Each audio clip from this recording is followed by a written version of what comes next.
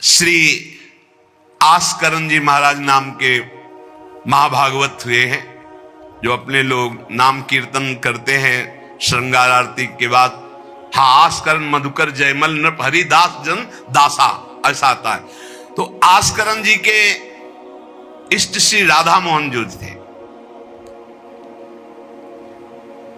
इन्होंने विचार किया कि राजकाज में हर क्षण कोई न कोई जब सेवा में बैठते तो राजा, तो आप ये सलाह, ये सेवा, ये सब बंद कर देना चाहिए।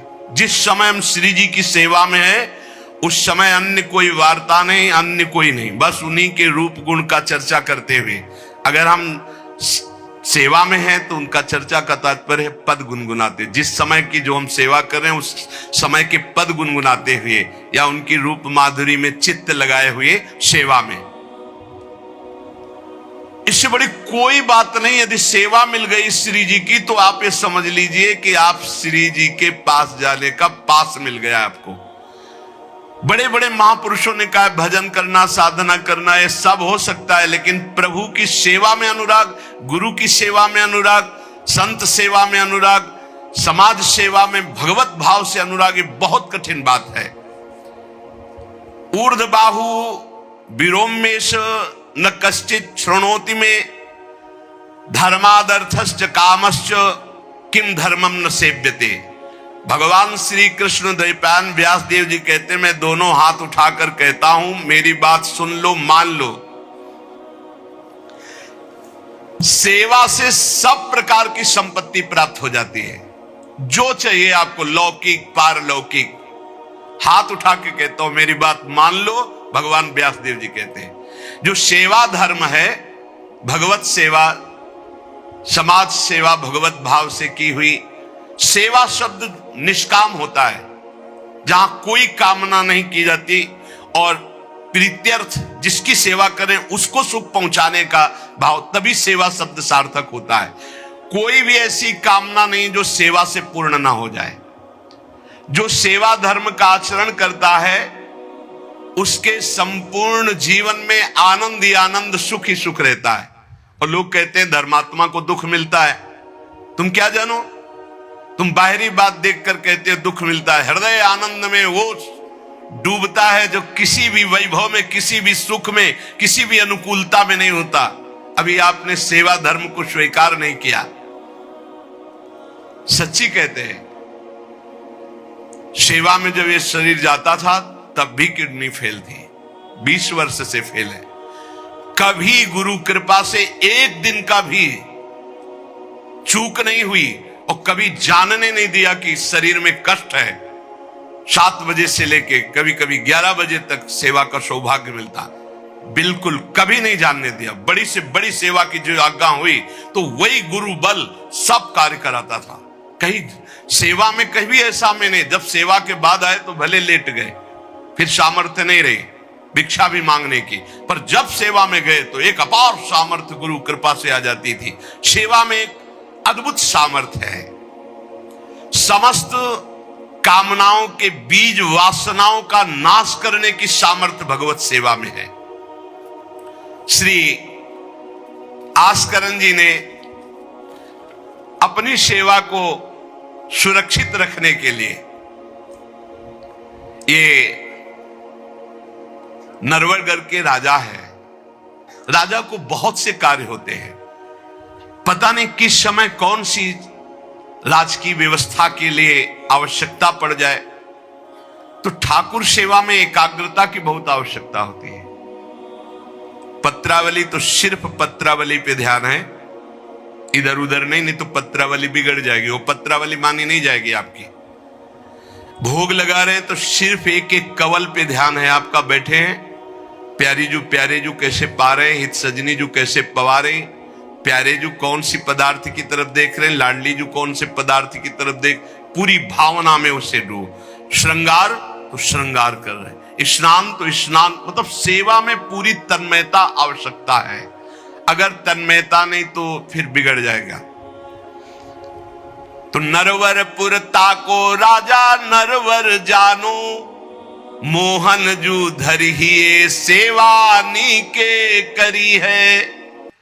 घड़ी 10 मंदिर में रहे चौकी द्वार, पावत न जान को ऐसी मति हरी है, पर्यो को काम आए अब ही लिवाए ल्याओ, कहे पृथ्वीपति लोग कान में न धरी है, आई फौज भारी सुध दीजिए हमारी, सुनी बहु बात टारी परी बात कर भरी है।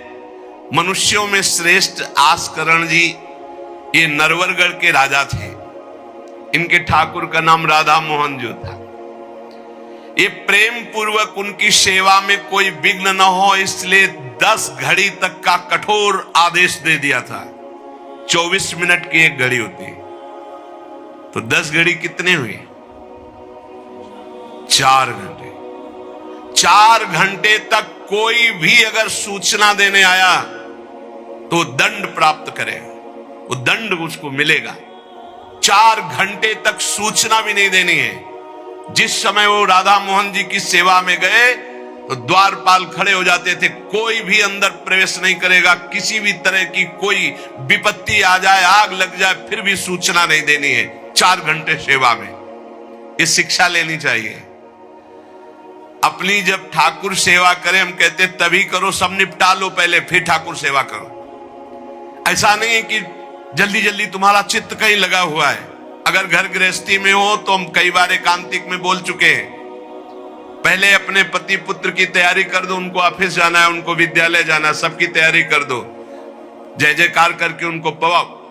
फिर इसके बाद अपने ठाकुर को स्नान कराओ, ठाकुर को भोग लगाओ, निश्चिंत हो करके। चित्त वृत्ति बार बार दौड़ रही है, ठीक बात नहीं।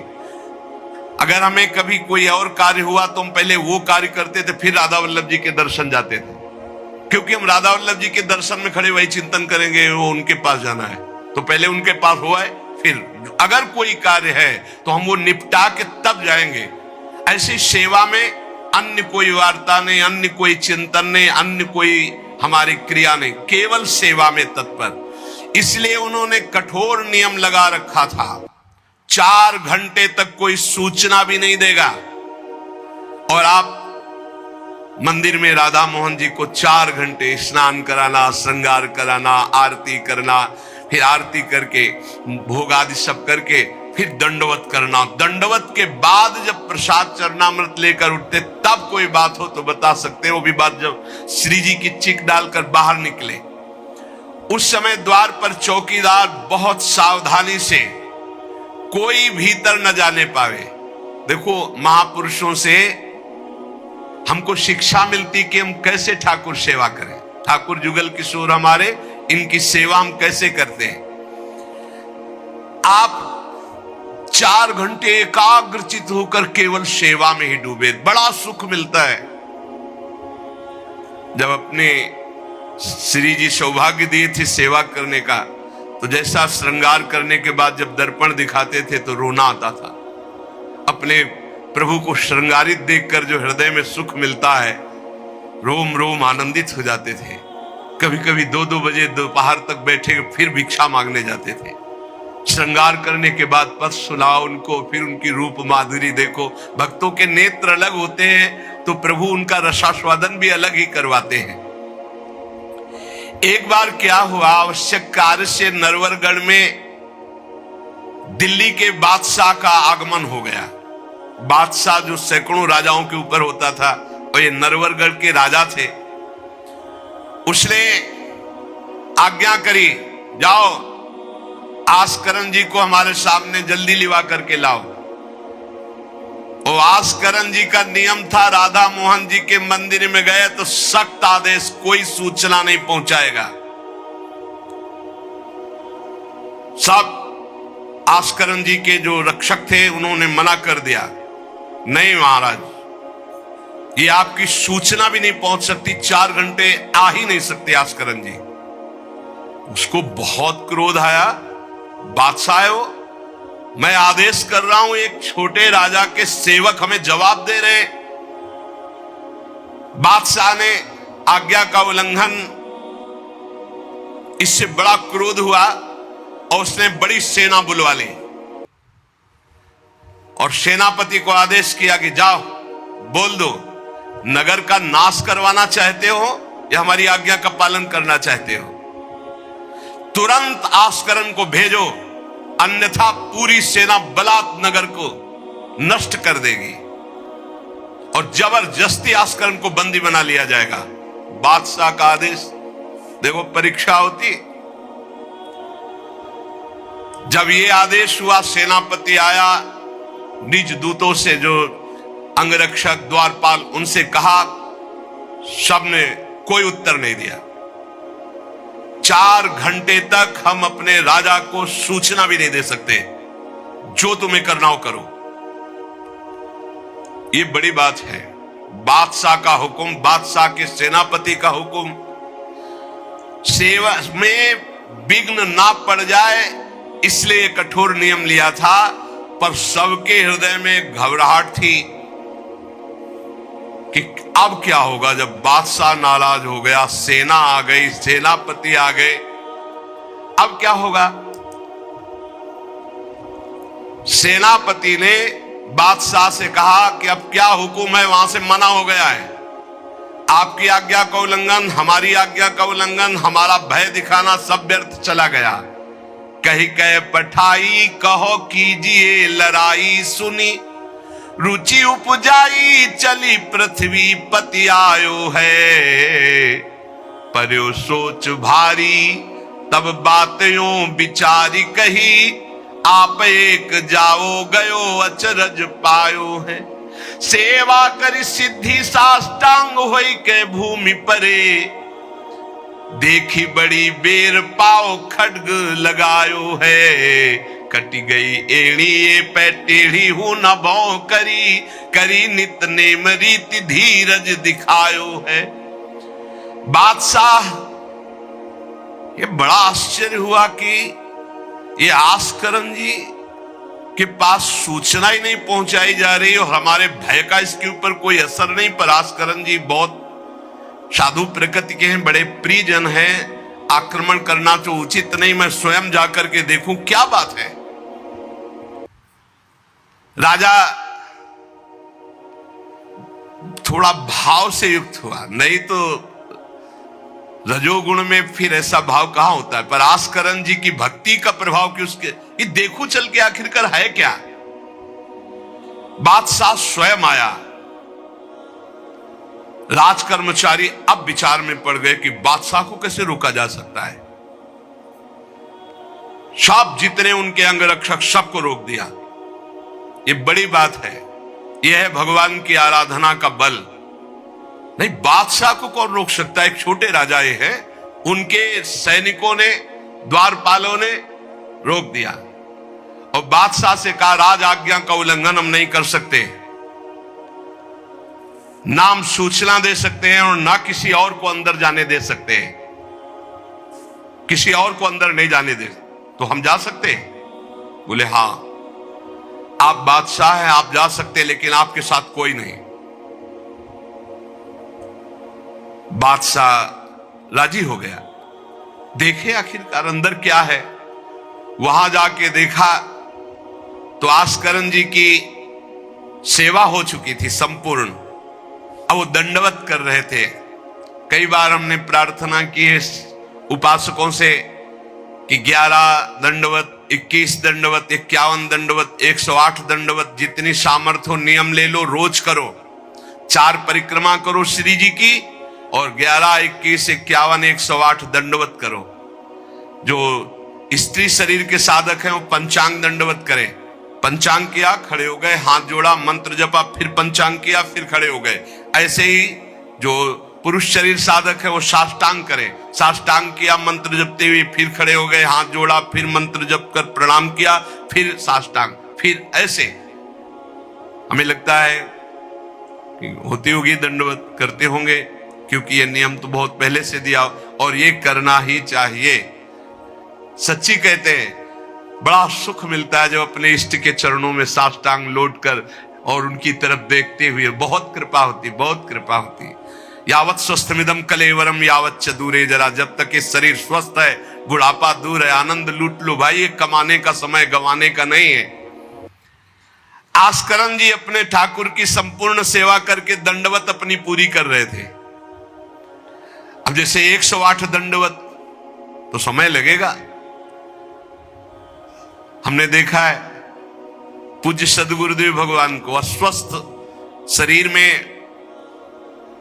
अस्वस्थ अवस्था होने पर भी, बुखार है पर दंडवती अपनी पूरी करते हुए, नियमावली पूरी करते हुए देखा। क्योंकि जैसे ब्रज की 84 कोस की परिक्रमा में तो श्री जी साथ थी, बहुत थकान, बहुत शरीर कष्ट में, पर आप अपनी दंडवती जरूर पूरी करते। गुरुदेव भगवान को देखा। महापुरुष नियमनिष्ठ होते हैं, जो नियम ले लिया उससे तोड़ते नहीं। जय बजे आरती होती, आप देख लो, 5 मिनट के अंतर की बात नहीं कह सकते, नहीं, आपको ठीक समय से आरती मिलेगी।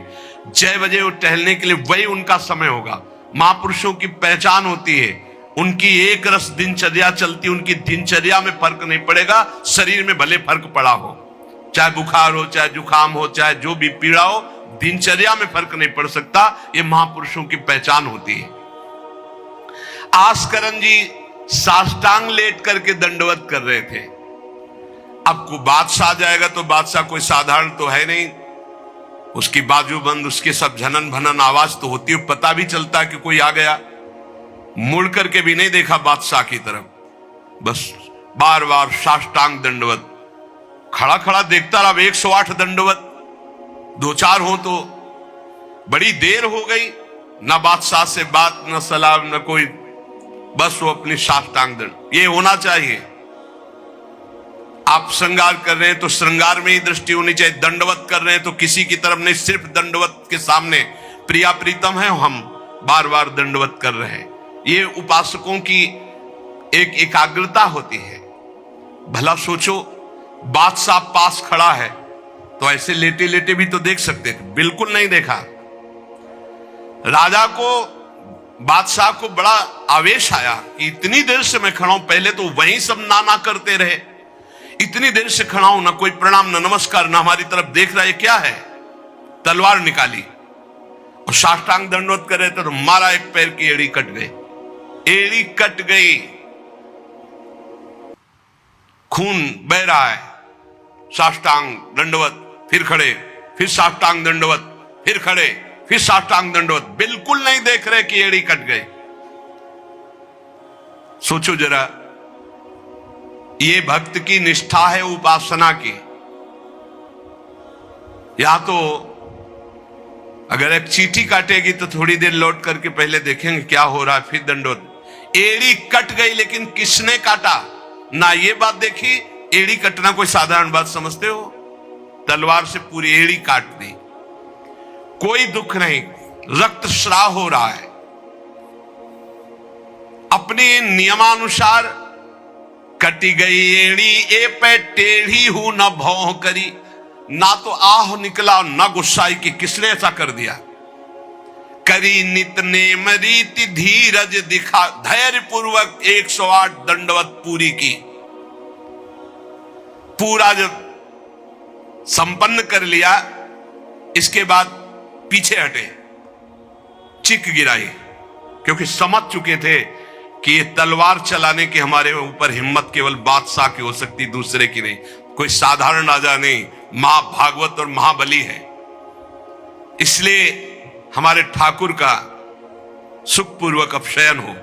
चिक डाली, उठ चिक डारी तब पाछे सो निहारी, कियो मुजरा बिचारी बादशाह तिरिझे हैं। हित की सच्चाई यह है नेको ना कचाई होत, चर्चा चलाई भाव सुनि सुनि भीजे हैं।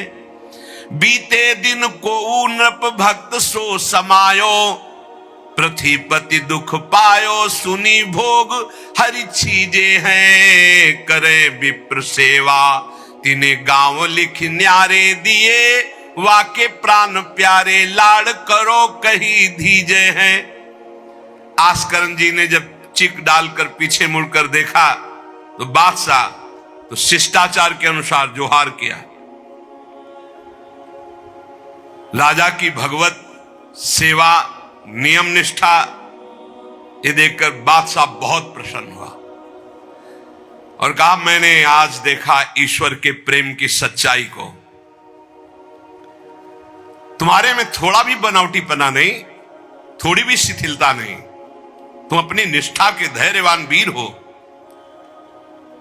बादशाह ने आस्करण जी से भगवत प्रेम संबंधी कुछ चर्चाएं की और विचार अपने प्रकट किए कि आज मैं बहुत खुश और सौभाग्यशाली हूं कि तुम्हारे जैसा राजा मेरा जन है। बड़ा हृदय रस में डूब गया बादशाह का। यह है देखो सच्चाई भक्ति की। नहीं बादशाह के हुक्म को टाल देना, सेनापति की आज्ञा का उल्लंघन कर देना, बादशाह आया है साष्टांग दंडवत, कोई उसका आदर ना करना, ये सब भारी अपराधों में आता है। नहीं बादशाह आया और फिर दंडवत हो सके, नहीं पहले उससे बातचीत होगी, बाद में दंडवत होगी। नहीं अपनी निष्ठा के आगे नहीं, एड़ी काट दी गई फिर भी नहीं रुके। अब आस्करण जी सदैव अपने भगवत निष्ठा भगवत सेवा में मगन रहते। राजा बहुत प्रसन्न होकर के कहा कि जिस कार्य के लिए हम आए थे अब उस कार्य की जरूरत नहीं है, और अपनी जेब से अपनी रुमाल निकालकर अपने हाथों से उनके चरणों की एड़ी में बांधा और कहा, तुरंत चलिए राजवैद्य के द्वारा इसे, और आज से हमारी तरफ से आपके ठाकुर की सेवा सुख संविधान चलेंगे। हम विशेष विशेष प्रकार की आपकी ठाकुर सेवा में सहयोग करें। आस्करण जी ने कहा, भगवत कृपा है, सब भगवत कृपा है, सेवा यथार्थ रूप से चल रही है। नियम की सच्चाई और हृदय में कोई छल कपट नहीं, रोष नहीं, ये भगवान के भक्त में विशेष लक्षण होते हैं। भगवान के भक्त में छल कपट नहीं और अपराध करने वाले पर भी रोष नहीं। उमा संत कई यही बड़ाई, मंद करत जो करे भलाई। अगर सच्ची आराधना सच्चा प्रेम तो सबको बदलना पड़ेगा। बादशाह का भाव बदल गया, जो आवेश में था क्रोध में था। सच्चाई से अगर थोड़ी भी ठाकुर सेवा की जाए तो माया पर विजय प्राप्त की जा सकती है। साधो भाई भजन किया सोई जीता, जो सच्चाई से भजन किया, सच्चाई से सेवा की, वही इस माया पर विजय प्राप्त किया। एक बार राजा आस्करण जी के शरीर में बहुत जोर का बुखार आ गया। ऐसा बुखार कि न उठने की हिम्मत, न शरीर की शुद्धि, और नियम की निष्ठा थी ही। अब भारी कष्ट, एक तो शरीर उठने लायक नहीं, भारी बुखार, और दूसरा सेवा। अब वो इस बात के चिंतित थे कि सेवा कैसे होगी। तो ठाकुर जी ने स्वप्न में अपने किसी निजजन पंडा से कहा, इनको किसी औषधि की जरूरत नहीं, मेरा चरणामृत पिला दो, स्वस्थ हो जाएंगे, सेवा में आ जाएंगे। वो गए और उनका ठाकुर जी ने स्वप्न में आकर के कहा है कि आप ठाकुर जी का चरणामृत पी लीजिए, आप स्वस्थ हो जाएंगे। वैसे तो चरणामृत रोज ही लेते थे, सेवा में जाने के पहले ठाकुर जी का चरणामृत जो पूर्व का था पिया, तत्काल सब खत्म हो। सेवा में बहुत बड़ी सामर्थ्य है, निष्ठा में बहुत बड़ी सामर्थ्य है ठाकुर जी के चरणामृत में। विश्वास करो, जो रोज चरणामृत पीता है अकाल मृत्यु नहीं हो सकती। अकाल मृत्यु हरणम सर्वव्याधि विनाशनम, कोई भी रोग परास्त नहीं कर सकता। आप रोज चरणामृत पिए। अरे भाई, आप अगर राधा नाम विराजमान किए स्नान कराते तो रोज श्री लाडली लाल का चरणामृत है। रामे लाडली जो धामे लाल जो विराजमान है, प्रिया प्रीतम राधा नाम में विराजमान है। आप अगर सेवा नहीं विराजमान किए हुए हो तो विराजमान कर लो, जीवन काहे व्यर्थ करोगे। लेकिन जब तक सेवा ना विराजमान करो तो चले जाओ बिहारी जो, राधा वल्लभ जो, राधा रमन जो, राधा दो, कहीं भी मांगो चरणामृत मिल जाएगा। और रोज उसी में जल मिला करके रोज एक ढक्कन रोज चरणामृत ले। अकाल मृत्यु हरणम सर्वव्याधि विनाशनम श्री कृष्ण पादोदकम पीत्वा पुनर्जन्म न विद्यते। जो रोज चरणामृत पीता है उसका पुनर्जन्म नहीं होगा। बड़ा से बड़ा रोग आएगा लेकिन उसको पीड़ा नहीं पहुंचा पाएगा, अकाल मृत्यु नहीं होगी। तो स्वप्न में ठाकुर जी ने कहा चरणामृत दे दो, सब सामर्थ आ जाएगी। एक बार राजा ने द्वेषवश सेना लेकर किसी दूसरे राजा ने आपके ऊपर चढ़ाई कर दी, तो आपने व्यर्थ की खून खराबी ना हो, ललकार सुनकर भी आप सेना सहित संग्राम भूमि में ये विचार किया कि युद्ध करने से बहुत लोगों का नाश होता है, इसलिए अपने सब महारथियों को बुलाया और कहा नाम कीर्तन करो। जहां युद्ध के लिए ललकार हो रही वहां नाम कीर्तन शुरू कर दिया। नाम कीर्तन इतनी जोर का कि आनंद में सब झूम रहे, और उधर एक बादल की ऐसी टुकड़ी आई कि इतने ओले बरसे कि जो विपक्षी सेना थी, मैं राजा और विपक्षी सेना सब भाग गए और ये अपनी तरफ कीर्तन ही करते रहे, लड़ना ही नहीं पड़ा। भाव ये है कि जो भगवान में चित्त जोड़ता है, भगवान नाम कीर्तन करता है, भगवत सेवा परायण रहता है, सारे विघ्नों का निवारण स्वयं भगवान करते हैं।